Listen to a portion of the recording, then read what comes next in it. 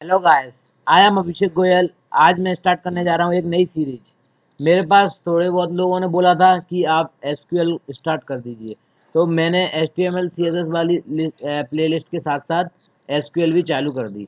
ठीक है, तो एसक्यूएल एसक्यूएल क्या होती है? Structured query language. ठीक है, जो कि एक अपने डेटाबेस को मैनेज करने में काम आती है। ठीक है, एक अपनी सब्जेक्ट होती है डीबीएमएस, डेटाबेस मैनेजमेंट सिस्टम। ठीक है, तो डेटाबेस मैनेजमेंट सिस्टम में कौन सी लैंग्वेज काम आती है? Structured query language, SQL. ठीक है, एसक्यूएल की फुल फॉर्म जैसे कि मैंने बता दी है। एसक्यूएल की फुल फॉर्म ये होती है। ठीक है, तो एसक्यूएल बेसिकली कुछ क्या कहते हैं, क्वेरी परफॉर्म करता है।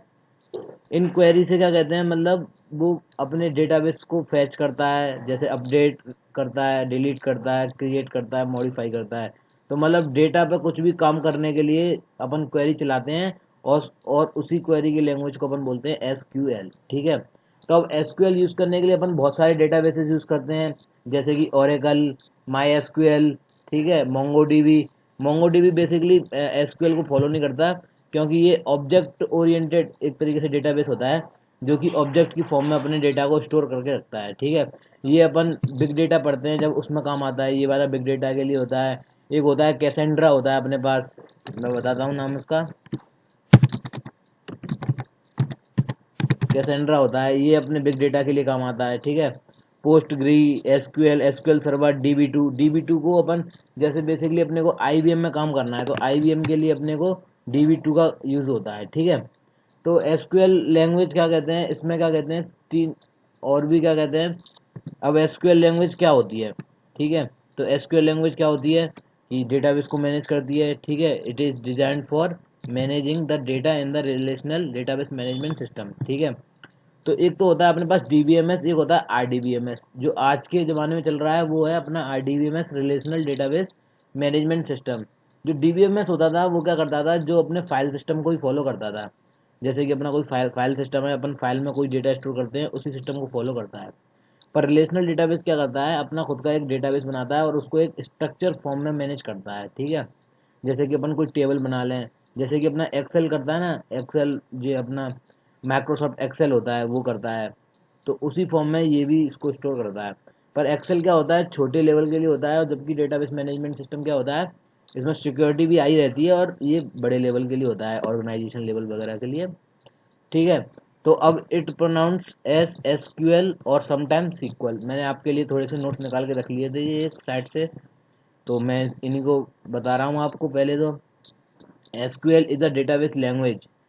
It is use for database creation, deletion, fetching rows, modifying. मतलब डेटा में कोई भी अपने को, जैसे कि अपने को कोई डेटा क्रिएट करना है, जैसे कि अपन कोई ई कॉमर्स वेबसाइट बना रहे हैं, तो ई कॉमर्स वेबसाइट बनाने से पहले अपन क्या करते हैं कि कोई क्या कहते हैं, डेटा क्रिएट करते हैं, डेटाबेस क्रिएट करते हैं अपना, जिसमें अपन यूज़र के डिटेल्स डालेंगे, किसी में प्रोडक्ट्स की डिटेल डालेंगे अपनी। तो उसके लिए क्या होता है, एक क्रिएशन स्टेप होती है, तो ये क्रिएशन करता है एसक्यूएल। अपन को कुछ डिलीट करना हो तो डिलीशन भी एसक्यूएल कर देगा, डिलीशन के लिए भी इसमें क्वेरी होती है।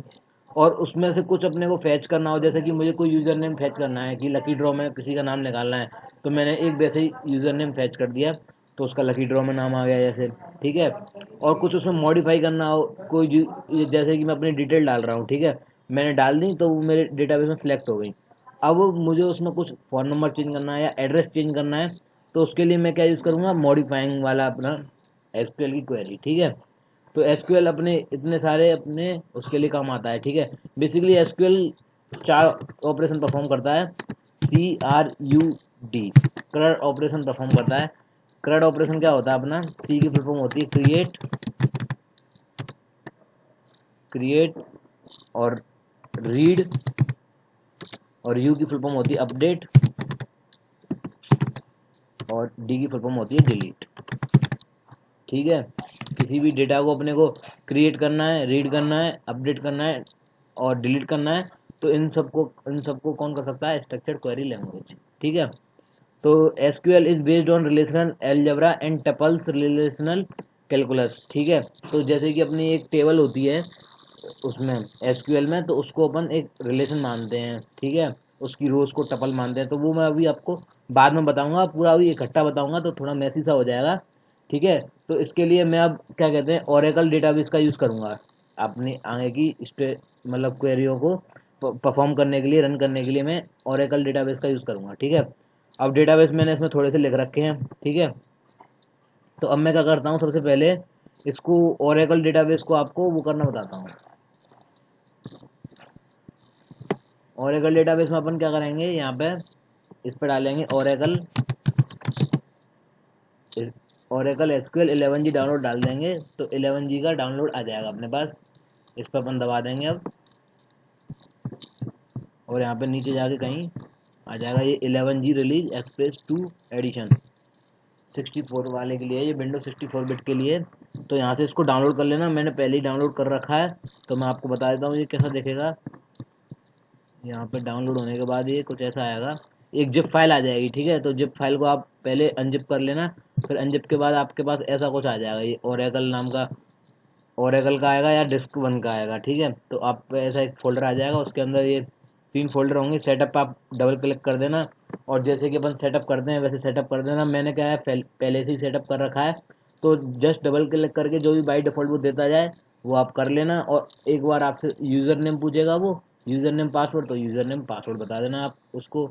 यूज़र नेम तो बाई डिफ़ॉल्ट वो अपने सिस्टम रख लेगा। ठीक है। आपको पासवर्ड सेट करना होगा। ठीक है। तो आप पासवर्ड सेट कर लेना। ठीक है। और यहाँ से आप डाउनलोड करोगे तो ओरेकल ओरेकल पर आपको साइन अप करना पड़ेगा। अगर ओरेकल में आपका पहले से अकाउंट होगा तो आप उसको डायरेक्ट लॉगिन कर लेना। ठीक है। मैंने ये पहले से कर रखा है, तो मैं आपको इसको एक बार खोल के बताता हूँ ये कैसा दिखता है। ठीक है। तो अपना एक ऐसा डेस्कटॉप आइकन आ जाएगा उसका, ओरेकल का, उसको मैं डबल क्लिक कर दूंगा। डबल क्लिक करने के बाद मेरे पास ये आता है। ठीक है। इसमें मैं अब आपने जो भी क्या कहते हैं लॉगिन पासवर्ड और वो डाले होंगे, उसमें यूजर नेम तो सिस्टम रहता है, और जो भी पासवर्ड डाला होगा वो यहाँ पे डाल देना। मेरा पहले भी डाला हुआ है यहाँ पे, और लॉगिन कर लेना। ठीक है। अभी ये मेरे को लॉगिन देखता हूँ मैं यहाँ पे, ये लॉगिन हो गया है। ठीक है। अब क्रिएट वर्क स्पेस, एक वर्क स्पेस क्रिएट कर लेना। ठीक है। मैंने सिस्टम नाम का वर्क स्पेस पहले से क्रिएट कर रखा है। यहाँ पे उसका नाम डाल देना जो भी अपने को यूज़र नेम चाहिए तुम्हें डेटाबेस का। यहाँ पे उसका एप्लीकेशन एक्सप्रेस यूज़र नेम डाल देना, कुछ भी डाल देना, जैसे इसको भी सिस्टम ही रख लेना। ठीक है। पासवर्ड डाल देना अपना, जो भी अपने को डालना, आपको डालना हो पासवर्ड, कंफर्म पासवर्ड कर देना। ठीक है। क्रिएट वर्क स्पेस कर दिया, आपको एक वर्क स्पेस मिल जाएगा, वर्क स्पेस क्रिएट हो जाएगा आपका। ठीक है। उसके बाद आपको क्या करना पड़ेगा, लॉगिन करना पड़ेगा। जैसे कि यहाँ से मैं वर्क स्पेस मैंने पहले से बना रखा है, तो मैं आपको लॉगिन करके दिखाता हूँ। यहाँ से मैं इसको लॉगिन पे क्लिक करूँगा और लॉगिन हो जाएगा। वर्क स्पेस का नाम मैंने दे रखा है HR, सिस्टम यूज़र नेम क्या दे रखा है सिस्टम, और मैंने पासवर्ड डाल रखा है। ठीक है कुछ। तो अब मैं इसको जैसे ही लॉगिन करूँगा तो मेरी एक ऐसी विंडो आ जाएगी। ठीक है। तो अब इस विंडो पर डबल क्लिक करूँगा मैं यहाँ पर। ठीक है। और अगर आपको कुछ इंस्टॉलेशन में कोई दिक्कत आए तो आप कमेंट करके बता देना, मैं फिर आपको इंस्टॉलेशन की भी पूरी वीडियो प्रोवाइड करवा दूंगा। ठीक है। क्योंकि मैंने अभी थोड़ा इंस्टॉलेशन इसलिए नहीं करवा पाया कि मुझे थोड़ी प्रॉब्लम थी इंस्टॉलेशन करवाने के लिए, इसलिए मैंने इंस्टॉलेशन पार्ट अभी छोड़ दिया। तो आपको अगर डाउट हो इंस्टॉलेशन में तो मुझे बता देना, मैं उसके लिए भी अलग वीडियो बना दूंगा। ठीक है। तो मैं यहाँ पे ऐसा अपना वर्क स्पेस आ गया, तो इसमें एसक्यूएल वर्कशॉप में गया, यहाँ पे मैं वर्क करूँगा अपना। उसके बाद आया एसक्यूएल कमांड्स में। ठीक है। तो अपना ये इंटरफेस आ जाएगा। अब इसमें क्या करना होता है अपने को, कि इसमें पहले टेबल्स बनानी पड़ती हैं, मतलब एक तरीके से अपने को डेटाबेस बनाना पड़ता है। तो डेटाबेस बनाएंगे, उस पर अपन क्वेरी चलाएंगे। ठीक है। तो अब क्वेरी चलाना मैं आपको नेक्स्ट वीडियो में बताऊंगा। ठीक है। अभी आप एसक्यूएल के बारे में समझ लो, एसक्यूएल क्या होती है। ठीक है। तो एसक्यूएल तो आपको पता ही पड़ेगा होगा क्या होती है, क्या काम करती है। ठीक है। तो अब एसक्यूएल 5 भागों में बटी हुई है। ठीक है।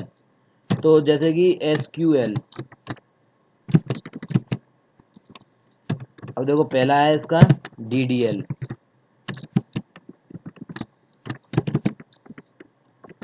Data definition language. ठीक है।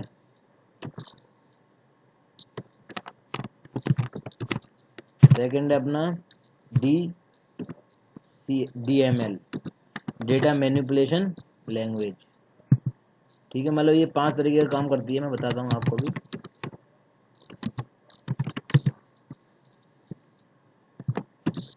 इसके बाद आता है अपना DCL